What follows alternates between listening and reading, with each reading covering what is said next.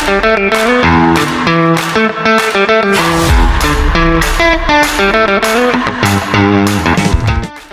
morning mga kabiyaheros. Today is May 10, 2025 at kararating lang ng in-order ko from Temu.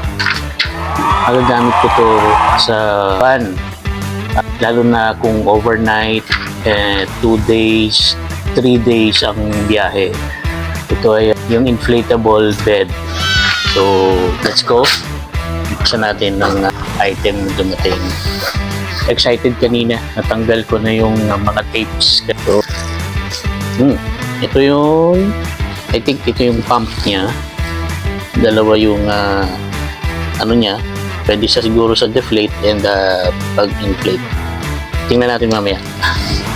I think pillow. Bubombahan din niya. Ba, may mas malaki pa palang ano, parang mas malaking pillow. Okay naman ang material, mukhang matibay naman. Pinaka-bed. So guys, tara, try natin sa van. Bombahan.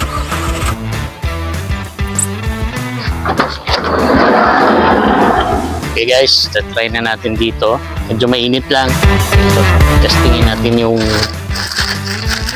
kanyang pambomba. Tingnan natin kung effective. Kung hindi, gagamitin natin yung mas malaking pambomba doon. Yung pambomba namin doon sa swimming pool.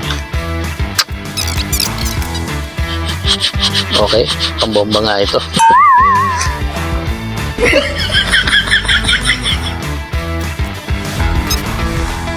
Hindi ko maintindihan. So, ano natin?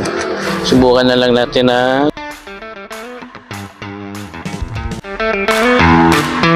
ito isa. Pero palagay ko ito lang ang gamitin natin kasi ito yung kasya dito, sakto. Ito pala. Okay, pantakip pala ito. Yan, tingnan natin ito. Ito yung ginasok ko dito. Pam-pam. Gumagana.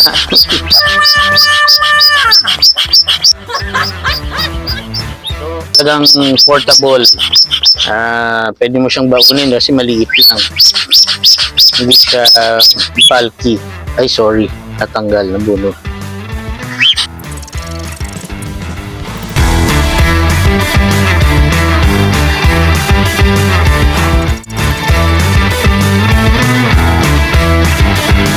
Bombahan na natin yung isa. Hindi ko alam kung ano to. Ano bang tingin nyo rito? Kung ano to?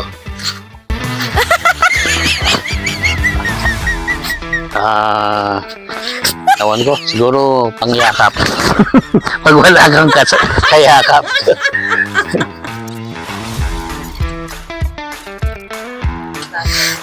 Ano?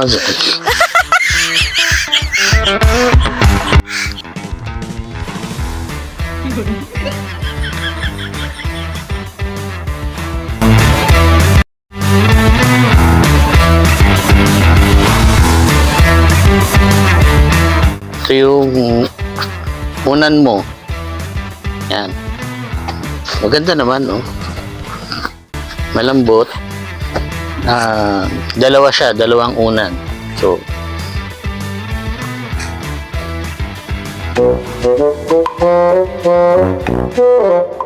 ito na tayo sa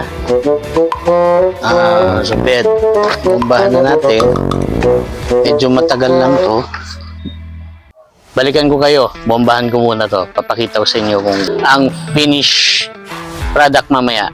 Okay? Bye. Guys, ito pala yung pump sa inflatable pool namin. So, medyo malaki. Mas mabilis ang pagpapahangin. So, I think in 15 seconds or 20 seconds. So, ayan na. Okay.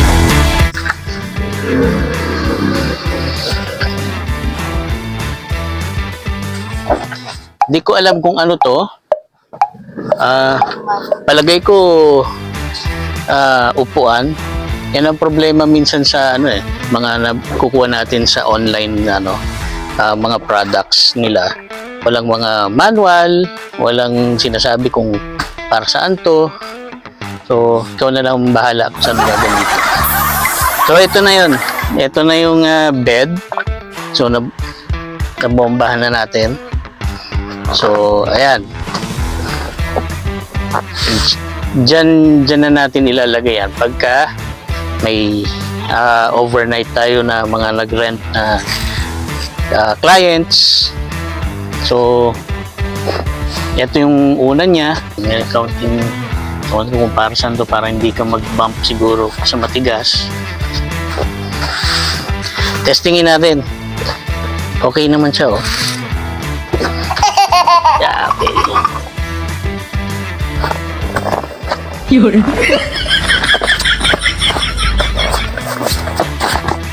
Oo. Oo, pwede na, maluwag. Makatutulog ka ng ganyan. So, okay na. Hindi tulad nung sa upuan ka lang ng van matutulog. Makipot. So, hindi ka makakagalaw ng ayos. Di tulad nito, ayan, medyo komportable ng humiga kasi malapad na. So, ito yung ating struggle, mga biyaheros, mga kapwa ko van drivers. Pagka may mga clients na hindi tayo pinoprovide ng accommodation or overnight lang, pwede naman daw sa van matulog na lang. Ito yung sagot natin sa paghihirap natin sa matulog sa van. So, magagagaan ng ating pagtulog at medyo komportable ang ating higa at magandang tulog natin. So, I hope nagustuhan niyo itong counting tips sa ating mga biyaheros. Try nyo maghanap nito sa online. Meron sa Lazada, meron sa Shopee. Ito, nakuha ko sa Temu. Medyo cheaper, 800 plus lang. Please subscribe to my channel and see you soon again.